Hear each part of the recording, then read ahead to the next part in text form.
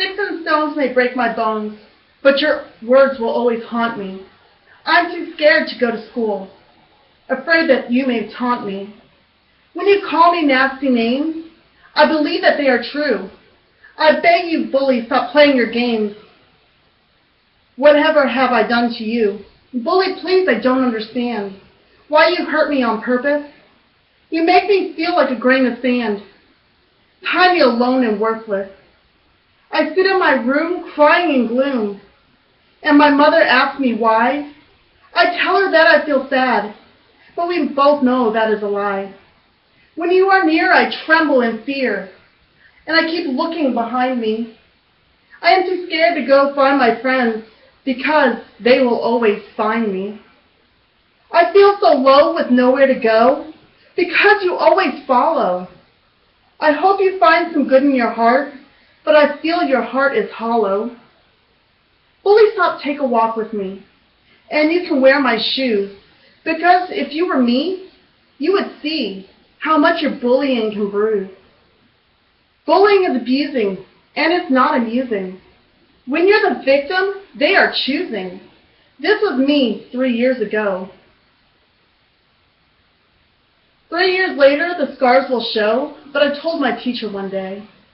So boys and girls, I can safely say, if you tell someone to help it stop, your scars will fade away. This poem was by Joanna Rose Reminant.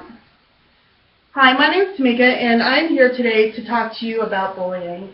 I'm going to tell you what bullying is. I'm going to give you an example of who is susceptible to bullying and how to prevent it. There are two types of bullying. There's physical bullying, and there's also web-based bullying. Bullying is when someone is being teased, talked about, people are starting rumors, they're being left out, secluded from games. Maybe they're being singled out because they don't want them to play with them, or they're just, hey, let's go play, and then, oh, but we're not going to take Trevor today. That could be being left out.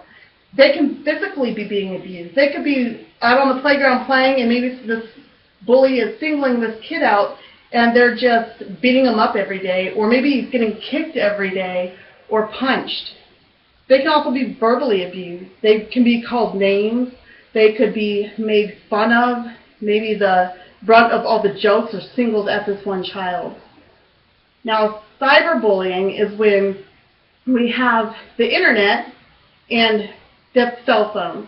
So internet, we can do like text messages, emails, social network is huge nowadays for cyberbullying. So what they do is these kids get online and they start making rumors up, they start posting embarrassing photos about this child, or they do embarrassing pictures, and they're always attacking the same child, and they'll get the phone numbers and they'll start text messaging them, or even they'll make up a fictitious name on the internet so that they'll be bullying this child, but no one will know who did it because it's under a fictitious name. They make up a fake user ID. Who's at risk for being bullied? Well, children that are overweight, kids that wear glasses, kids that dress differently, kids that are maybe new to the area, they just moved here, so they don't know anybody yet, so the bully singles out this kid because he's new. The poor kid, the kid that doesn't have much money. So what do the bullies do? Well, oh, you dress differently than we do, or, oh, you don't have an Xbox One, what? You must be stupid. So you don't have any of the cool stuff, so now you're being bullied. A child that's weaker than the others. Maybe the littler child, he's skinnier than everybody else. The bullies tend to pick on them. If the child has low self-esteem, those are the children that get picked on. People that aren't popular. The children that have few friends, because if they have few friends, who's going to stick up for the kid that's being bullied? They're afraid to stand up for themselves. They're afraid of the child that's bullying them. They're sad. They're lonely because no one's playing with them and they're being singled out. They even get sick. Maybe they're staying home because they're sick too much, or maybe they're getting in trouble now at school. They're getting in trouble at home now. They're getting in trouble because they're feeling lonely and sad. They don't know what else to do. Other kids see bullying but are afraid to report it.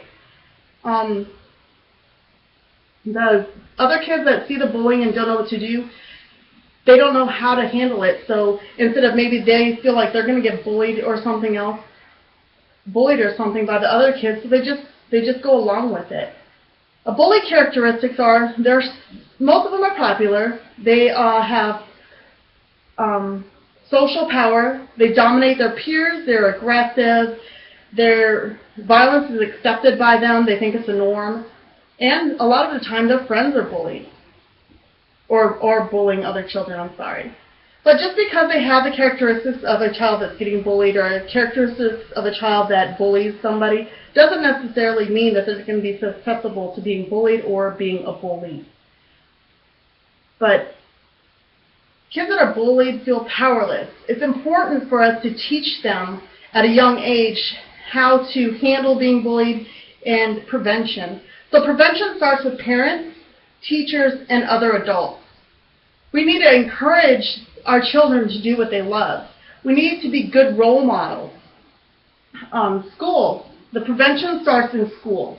Parents, teachers, kids, we all need to fully engage. We need to have a unified stand against bullies. We need to set policies and rules, zero tolerance policies, if these kids are bullying. We need to say, no, it's not okay. We need for the teachers to build a safe environment for our children to learn. We need for them to learn that it is not acceptable to be bullied. We need to teach our children that it is a safe environment in school to learn. We need to teach them that they deserve to be accepted, that they deserve to be respected. We need to educate staff and students to intervene in a safe and positive way. We need to be able to teach them to identify bullying. We need to make them feel safe and secure. We need to be able to tell them it's okay to report it.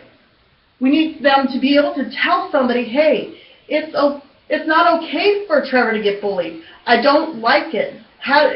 They need to be able to go to an adult and be able to report it. So it's important for us to know, to teach them that it's not acceptable. We need to set clear guidelines.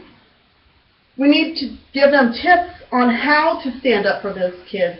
We need to stop bullying on the spot. We need to talk to the kids and find out what happened. And we need to support them. Today I talked to you about traits, who's at risk, and bully prevention. I learned all of this stuff on kidshealth.org and stopbullying.gov and also bullybeware.com. All of these websites say the same thing. We are the key to the prevention. We are the ones that need to stop the bullying. We need to teach our children to stand up for all of those kids that can't stand up for themselves.